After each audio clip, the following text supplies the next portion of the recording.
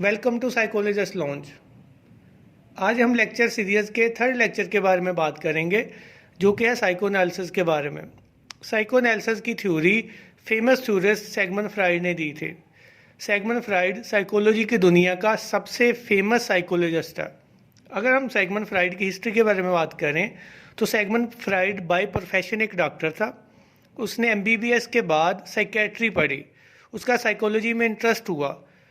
उसके बाद उसने साइकोलॉजी के एक्सपेरिमेंट किए, उसने डिफरेंट बुक्स लिखी, उसने क्लाइंट देखे, पेशेंट देखे, और उसके बाद उसने जो मोस्ट फेमस थ्योरी है साइकोडायनामिक साइकोएनालिसिस वो पेश की। सिगमंड फ्राइड का ताल्लुक ऑस्ट्रिया से था। ठीक है, सिगमंड फ्राइड के अकॉर्डिंग जो इंसान है वो मोटिवेशन पे पैदा होते हैं। इंसान की जो मोटिवेशन है, जो ड्राइव है, जो उसने इंस्टिंक्ट का नाम दिया था, वो बाई बर्थ होती है। उसने कहा था कि इंसान में दो तरह की इंस्टिंक्ट होती हैं। एक होती है थेनोस, जो कि उसको नफ़रत की तरफ, तबाही की तरफ लेके जाती है। एक होती है एरोस, जो कि उसको लव की तरफ, बिलोंगिंगनेस की तरफ, अच्छाई की तरफ लेके जाती है। फ्राइड का ये कहना था कि जितनी भी मेंटल इलनेस है वो सारी की सारी नर्चरेंस पे होती है, यानी कि उसमें जो नेचर है, जो बायोलॉजी है, जो जेनेटिक्स का है, उसका अमल दखल नहीं होता। इंसान यहाँ पे आके जो चीज़ें सीखता है, एक्सपीरियंस करता है, उसके जो चाइल्डहुड एक्सपीरियंसेस होते हैं, उसका जो अनकॉन्शियस होता है, वही उसको नेगेटिविटी की तरफ, वही उसको मेंटल इलनेस की तरफ लेके जाता है। और उसी ने कहा था कि इंसान की जो ड्राइव है ये थेनोस या एरोस हो सकती हैं, जो कि इंसान को अच्छाई की तरफ, बुराई की तरफ लेके जाती हैं। अच्छा, फ्राइड के अकॉर्डिंग जो माइंड है उसने उसके 3 लेवल बताए थे। उसने कहा था कि इंसान की जो स्ट्रक्चर ऑफ पर्सनैलिटी है वो 3 तरह का होता है। एक वो होता है कि जिसके साथ हम पैदा होते हैं, जिसको उसने कहा था कि ये ड्राइव है, ये इंसान की ड्राइव है जिसके साथ हम पैदा होते हैं। ये प्लेयर प्रिंसिपल है, जिसको उसने इड का नाम दिया था।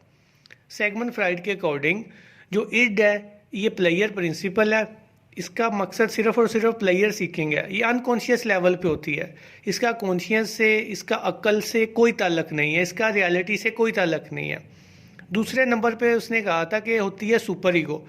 सुपर ईगो मोरल प्रिंसिपल है, जो कि हमें हमारी फैमिली सिखाती है, हमारा रिलीजन सिखाता है, हमारी सोसाइटी सिखाती है।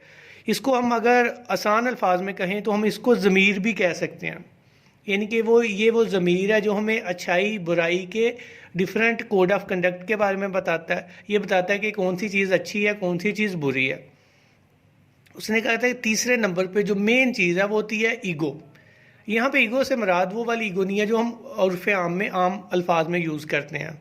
ठीक है, यहाँ पे ईगो से मुराद है एक रियलिटी प्रिंसिपल है जो इंसान को बैलेंस करती है। बैलेंस क्या करती है कि उसकी जो ख्वाहिशात जिसके साथ वो पैदा होता है इड, दूसरे नंबर पे उसका ज़मीर moral principle super ego, id, इन दोनों के दरमियान बैलेंस करती है। यानी कि इंसान की जो ख्वाहिशात होती हैं, उसकी जो प्लेयर सीकिंग ख्वाहिशात होती हैं, जो उसकी मोटिव्स होती हैं, ठीक है, उनको फुलफ़िल करना, लेकिन करना उसकी सुपर ईगो ज़मीर के अकॉर्डिंग। यानी कि अगर कोई पर्सन चाह रहा है कि उसके पास पैसा आए, वो अच्छी सी कोई जॉब करे, तो वो क्या करे, वो एक रियलिटी प्रिंसिपल, यानी कि जिसमें वो किसी को धोखा ना दे, बुरा ना करे, किसी के साथ चोरी ना करे, लेकिन वो पूरा भी करे। तो ये इसने कहा था कि जो ईगो सुपर ईगो है, यही इंसान की बेसिक स्ट्रक्चर ऑफ पर्सनैलिटी है। जो हमारी ईगो है वो कॉन्शियस लेवल पे होती है, लेकिन हमारी जो सुपर ईगो है वो प्री कॉन्शियस लेवल पे होती है, लेकिन हमारी जो इड है वो टोटली अनकॉन्शियस लेवल पे होती है। उसका ये कहना था कि जब इड में और ईगो में, यानी कि हमारी जो ख्वाहिशात है और हमारी जो हकीकत है, जब उनके दरमियान इनबैलेंस आ जाता है, यानी कि हम चाह कुछ हो रहे हैं लेकिन हकीकत उसके मुख्तलफ है, तो फिर वो इंसान बीमार होता है, फिर इंसान वो बीमारी की तरफ जाता है। फिर हम उसको कहते हैं कि ये मेंटली इल है या मेंटली उसको कोई मसला हो गया। क्योंकि क्या होता है, तजाद आ जाता है दो चीज़ों में। हम चाह कुछ रहे होते हैं, हमारी ख्वाहिशात कुछ होती हैं, लेकिन वो ख्वाहिशात दबना शुरू हो जाती हैं, अनकॉन्शियस पे चली जाती हैं, और हमारे सामने हकीकत कुछ और होती है। तो इसमें जो फ़र्क होता है उसको उसने नाम दिया था कि ये मेंटल इलनेस की तरफ लेके जाता है। और साइकोएनालिसिस उसका जो ट्रीटमेंट का तरीकाकार था, जो तकनीक ऑफ ट्रीटमेंट थी, उसमें हम उसके जो अनकॉन्शियस पार्ट है, यानी कि ऐसी तमाम ख्वाहिशात इंसान की, जो वो चाह रहा होता है लेकिन उसको उस वक्त नहीं मिलती, ठीक है, उसको अनकॉन्शियस लेवल पे जाके ट्रीट करना होता है, उसको अनकॉन्शियस को कॉन्शियस पे लेके आना होता है। तो साइको एनालिसिस की उसने डिफरेंट टेक्निक्स बताई थी। सबसे पहले फ्री एसोसिएशन है, जिसमें इंसान काउच पे लेट के जो भी उसके माइंड में आता है फ्रीली वो बताता है।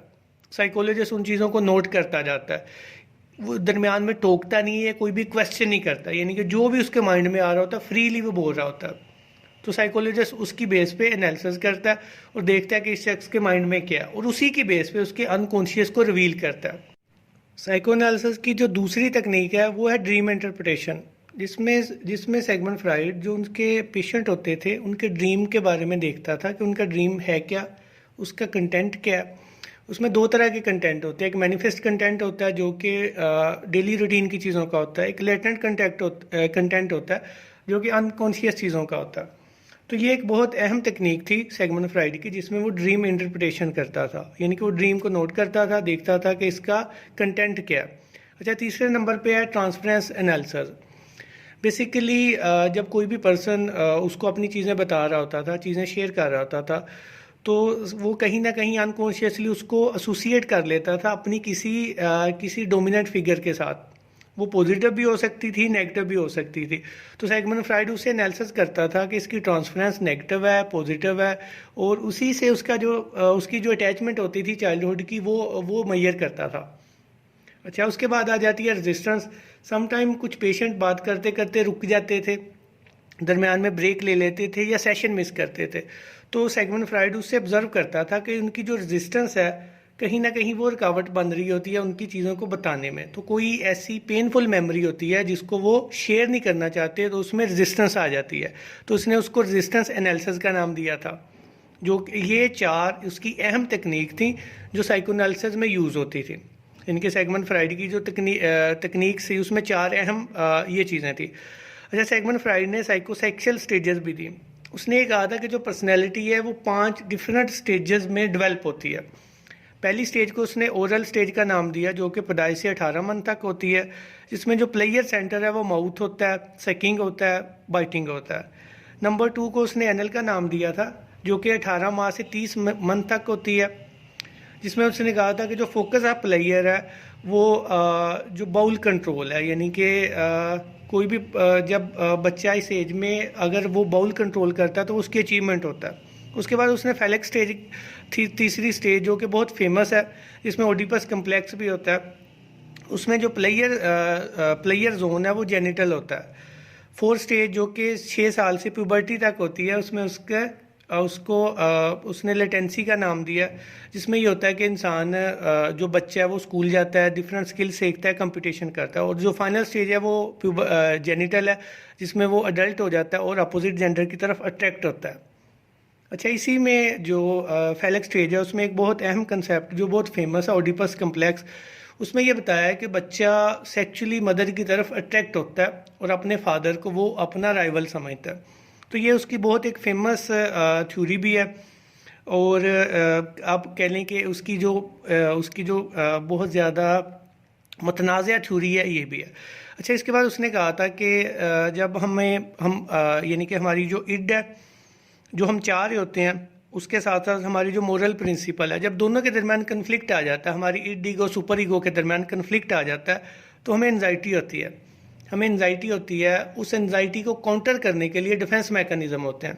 डिफेंस मैकेनिज़्म अनकॉन्शियस वर्क करते हैं जो कि हमें एनजाइटी से बचाते हैं।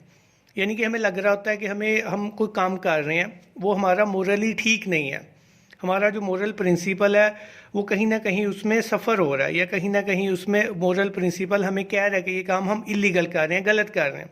तो हमारा जो डिफेंस मैकेनिज़्म होता है अनकॉन्शियस वर्क कर रहा होता है, हमें उस एंजाइटी से बचा रहा होता है। हमें जो एंजाइटी होनी होती है ये सोच के कि हम ये काम गलत कर रहे हैं, उससे बचा रहा होता है। तो ये आज हमने साइको एनालिसिस को डिस्कस किया था, जिसमें हमने फ्राइड की थ्योरी के बारे में बात की थी, उसकी थेरेपी के बारे में बात की। उसके अलावा हमने उसके जो फेमस साइकोसाइकिकल स्टेजेस हैं, end ego, super ego, defence mechanism है, उनके बारे में बात की। अगर आपको ये वीडियो पसंद आए तो वीडियो को लाइक करें, अपने दोस्तों के साथ शेयर करें, चैनल को सब्सक्राइब करें, और इस चैनल पे पहले भी साइकोलॉजी से रिलेटेड डिफरेंट वीडियो हैं उनको भी देखें। Thank you. वेलकम